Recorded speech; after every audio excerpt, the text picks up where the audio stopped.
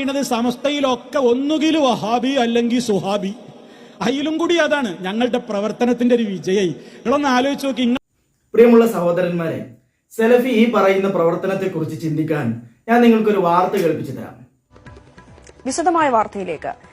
Islamic state ഭീകര സംഘത്തിലേക്ക് മലയാളികൾക്ക് വാതിൽ തുറക്കുന്നത് ദമാജ് സലഫിസമാണ് എന്ന വെളിപ്പെടുത്തൽ. മലയാളികളെ IS ക്യാമ്പിലെത്തിക്കുന്ന ആളെന്ന അന്വേഷണ ഏജൻസികൾ കരുതുന്ന അബ്ദുൾ റഷീദ് അബ്ദുള്ളയുടെ പേരിലുള്ള സന്ദേശത്തിലാണ് ഈ വെളിപ്പെടുത്തൽ.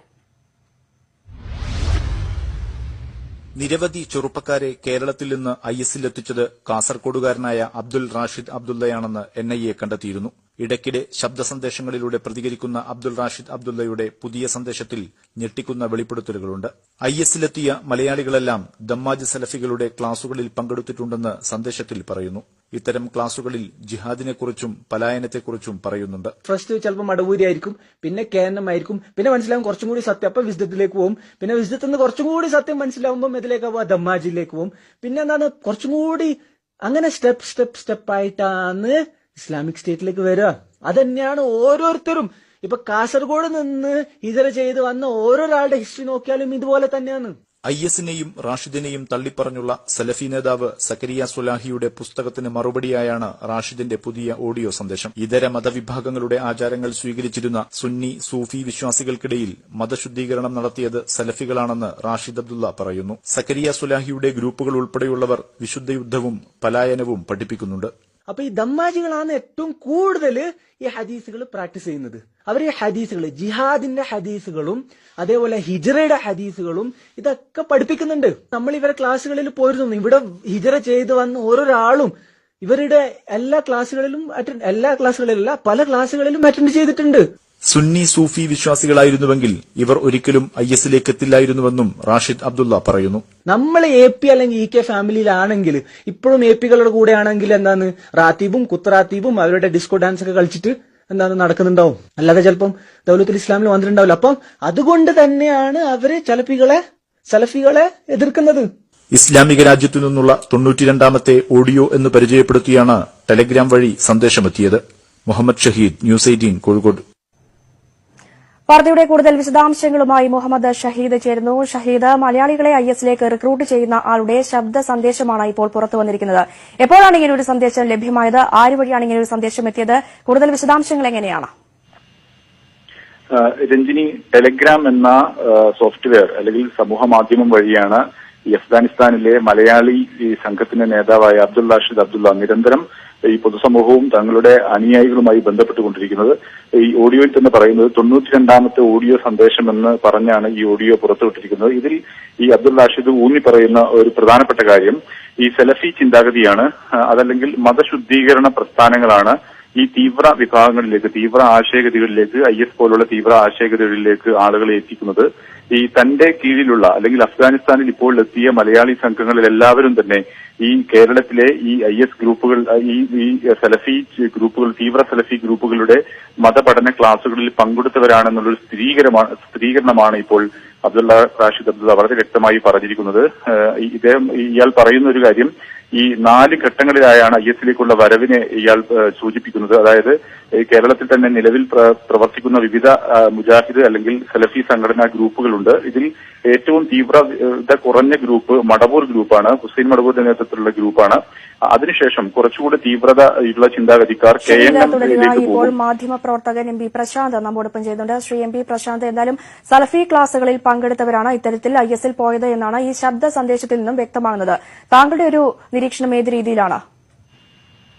ഈ റാഷിദിന്റെ ഈ വെളിപ്പെടുത്തല് പുതിയ കാര്യങ്ങളൊന്നും എന്തുകൊണ്ടെന്ന് തോന്നുന്നില്ല. കാരണം ഇത് നമ്മളൊക്കെ തന്നെ ആദ്യഘട്ടത്തിൽ തന്നെ മനസ്സിലാക്കിയ ഒരു കാര്യമാണ്. സലഫിസമാണ് അല്ലെങ്കിൽ സലഫി പ്രസ്ഥാനത്തിലുണ്ടായിരുന്ന ഉൾപ്പിരിവുകളാണ് ഈ ISലേക്ക് നയിച്ചത് എന്നുള്ളത് ആദ്യഘട്ടത്തിൽ തന്നെ മനസ്സിലാക്കിയതാണ്. ഇതിന് ഇപ്പൊ ഒരു സ്ഥിരീകരണം ലഭിച്ചു എന്ന് മാത്രം ആണ് ഇതിന്റെ ഒരു പ്രാധാന്യം. ഇപ്പോൾ ഇത് ഇങ്ങനെ ഒരു നിരീക്ഷണം വരാനുള്ള കാരണം ഈ സക്കറിയ സലാഹി എന്ന തീവ്ര സലഫി വിഭാഗത്തിലുള്ള അദ്ദേഹം ഒരു പുസ്തകം എഴുതിയിരുന്നു, ISന് എതിരെ ഒരു പുസ്തകം എഴുതിയിരുന്നു. അപ്പോൾ അതിനുള്ള മറുപടിയായിട്ടാണ് റാഷിദ് അബ്ദുള്ള ഇപ്പോൾ ഈ ഓഡിയോ ക്ലിപ്പ് അയച്ചത്. അതിൽ അദ്ദേഹം ഊന്നി പറയുന്നത് ഞങ്ങള് എല്ലാവരും തന്നെ സലഫി വിഭാഗത്തിൽ ഉണ്ടായിരുന്നു. ഇവരുടെ ക്ലാസ്സുകളിൽ പങ്കെടുത്തിട്ടുണ്ടായിരുന്നു. അവിടെ നിന്നാണ് ഞങ്ങൾക്ക് ഹിജറ ചെയ്യാനുള്ള അല്ലെങ്കിൽ ജിഹാദ് ചെയ്യാനുള്ള ഒരു ആവേശം അല്ലെങ്കിൽ അതിനുള്ള ഊർജം കിട്ടിയതെന്നുള്ളതാണ്. ഇത് പണ്ട് തന്നെ നിരീക്ഷിക്കപ്പെട്ട കാര്യമാണ്. കാരണം കേരളത്തില് ഉള്ള സുന്നി പ്രസ്ഥാനങ്ങള് അല്ലെങ്കിൽ സുന്നി സംഘടനകൾ പോലും പറഞ്ഞിരുന്ന കാര്യമായിരുന്നു ഈ IS-നെ പ്രോത്സാഹിപ്പിച്ചിരുന്ന IS-ലേക്ക് എത്താൻ വേണ്ടിയിട്ട് യുവാക്കളെ പ്രേരിപ്പിച്ചത് ഇവിടുത്തെ സലഫി പ്രസ്ഥാനമാണ് എന്ന് ഇവിടുത്തെ സുന്നി സംഘടനകള് പരസ്യമായി പറഞ്ഞിട്ടുണ്ട്.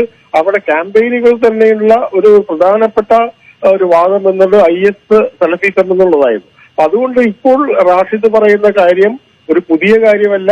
അത് കേരളത്തിൽ ഒരുപാട് കാലം ചർച്ച ചെയ്യപ്പെട്ടതാണ്. ഇപ്പോൾ അത് പറയാനുള്ള ഒരു സാഹചര്യം ഉണ്ടായത് ഈ സക്കറിയ സലാഹിയുടെ പുസ്തകം വരികയും അതിൽ പ്രകോപിതനായിട്ടാണ് ഈ റാഷിദ് അബ്ദുള്ള അദ്ദേഹത്തിന്റെ മറുപടി എന്ന രീതിയിലാണ് പറയുന്നത്, ഞങ്ങളെ വളർത്തിയത് നിങ്ങളാണ് എന്നുള്ളത്. വളരെയധികം നന്ദി ശ്രീ പ്രശാന്ത്. ഈ ഒരു ഘട്ടത്തിൽ ഞങ്ങളോട് പ്രതികരിച്ചതിന്. ഇസ്ലാമിക് സ്റ്റേറ്റ് ഭീകര സംഘത്തിലേക്ക് മലയാളികൾ വാതിൽ തുറക്കുന്നത് ദമാജ് സലഫിസം എന്നാണ് ഇപ്പോൾ പുതിയ വെളിപ്പെടുത്തൽ രംഗത്തെത്തിയിരിക്കുന്നത്. വിശദാംശങ്ങളാണ് മുഹമ്മദ് ഷഹീദ നൽകിയത്. അപ്പൊ ഇതാണ് സലഫിയുടെ പ്രവർത്തനത്തിന്റെ പരിണിത ഫലങ്ങളൊക്കെ. ഇവര് പ്രവർത്തിപ്പിച്ചിട്ടൊക്കെ കൊണ്ടുപോകുന്നത് സിറിയയിലേക്ക് ആടുമേക്കാനാണ്, തീവ്രവാദികളാക്കുകയാണ്. എടോ സലഫി, എത്രയെത്ര കുടുംബങ്ങളെ നിങ്ങൾ അനാഥരാക്കി, എത്രയെത്ര ഭാര്യമാരെ നിങ്ങൾ വിധവകളാക്കി. ഇതിനൊക്കെ റബ്ബിന്റെ കോടതിയിൽ നിങ്ങൾക്ക് മറുപടി പറയേണ്ടി വരില്ലേ? ഇസ്ലാമിനെ വേണ്ടാത്ത രീതിയിൽ, തെറ്റായ രീതിയിൽ ചിത്രീകരിച്ചുകൊണ്ട് ജനങ്ങൾക്ക് മുഴുവനും തീവ്രവാദം കുത്തി നിറച്ചു. ആ വീഡിയോയിൽ നിങ്ങൾ പറയുന്നത് കേട്ടല്ലോ, സ്റ്റെപ്പ് ബൈ സ്റ്റെപ്പ് ആയിട്ടാണ് തീവ്രവാദത്തിലേക്ക് പോകുന്നത്. ആദ്യം കേന്നാമാകും, അതിൽ ഇല്ല എന്ന് കാണുമ്പോൾ, അതിൽ പോരാ എന്ന് കാണുമ്പോൾ വിസ്ഡമാകും, അത് കഴിഞ്ഞ ദമ്മാജാകും. ഇങ്ങനെ സ്റ്റെപ്പ് ബൈ സ്റ്റെപ്പ് ആയിട്ട് മുജാഹിദിന്റെ ഓരോ സ്റ്റെപ്പും അത് തീവ്രവാദത്തിലേക്കുള്ള റിക്രൂട്ട്മെന്റ് ആണെന്നാണ് പറയുന്നത്. ഇതാണ് ഇവരുടെ പ്രവർത്തനം. അതിൽ അദ്ദേഹം പറയാണ്, APEക്ക് സുന്നികളായാൽ ഇതൊരിക്കലും സാധ്യമല്ല എന്നുള്ളത്. പ്രിയമുള്ള സഹോദരന്മാരെ, നിങ്ങൾക്ക് നിങ്ങളുടെ മക്കളെ വേണമെങ്കിൽ, നിങ്ങളുടെ കുടുംബം അനാഥരാകാതിരിക്കണമെങ്കിൽ ഈ വഹാബിസം ഈ നാട്ടിൽ നിന്നും തുടച്ചു നീക്കിയേ പറ്റൂ. ഇതൊക്കെ ചെയ്തിട്ടുള്ള കൊലച്ചിരിയാണ് അദ്ദേഹം നടത്തിയത്. എത്രമാത്രം തീവ്രമാണ് ഇവരുടെ മനസ്സ് എന്നുള്ളത് നാം മനസ്സിലാക്കണം.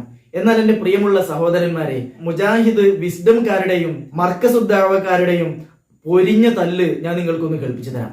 അപ്പോൾ ആരും ഒരു കുട്ടിയും യാരും മാറിക്കൊണ്ടിരിക്കണം. നിങ്ങൾക്ക് ധൈര്യമുണ്ടോ? 10 മിനിറ്റ് കൂടി എനിക്ക് സംസാരിക്കാൻ അനുവാദം തരാൻ നിങ്ങൾക്ക് ധൈര്യമുണ്ടോ? ഞാൻ എഴുതിയത് നിങ്ങൾക്ക് പേടി കൊടുക്കാറില്ല, നിങ്ങൾ വരച്ചിട്ട് കാര്യമില്ല.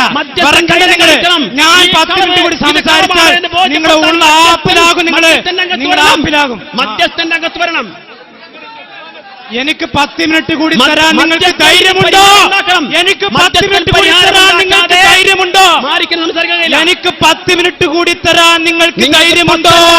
100 മിനിറ്റ് തരാൻ ധൈര്യമുണ്ട്. പക്ഷേ മധ്യസ്ഥൻ ഈ വിഷയത്തിൽ തീരുമാനമുണ്ടാക്കിയേ മതിയാകൂ. ഇതാണ് ഇതാണ് ഖുറാഫി തന്ത്രം, ഇതാണ് ഖുറാഫി തന്ത്രം, ഇതാണ് ഖുബൂരിസം, ഇതാണ് ഖുറാഫി തന്ത്രം. ഉത്തരം മുട്ടുമ്പോൾ ഞാൻ കളവല്ല, ഏറ്റവും വലിയ കളവല്ല, ഞാൻ ഇത് കളവല്ല. വെച്ച് പോകാൻ പറ്റില്ല. 100 മിനിറ്റ് തരാം, ഞാൻ സംസാരിക്കും. 100 മിനിറ്റ് തരാം. 10 നിങ്ങൾ തമ്മിൽ അടിച്ചോട്ടെ എന്ന് തീരുമാനിച്ചിട്ടാണോ? എന്താടോ നിങ്ങളുടെ അവസ്ഥ? എവിടെ എത്തി നിങ്ങൾ?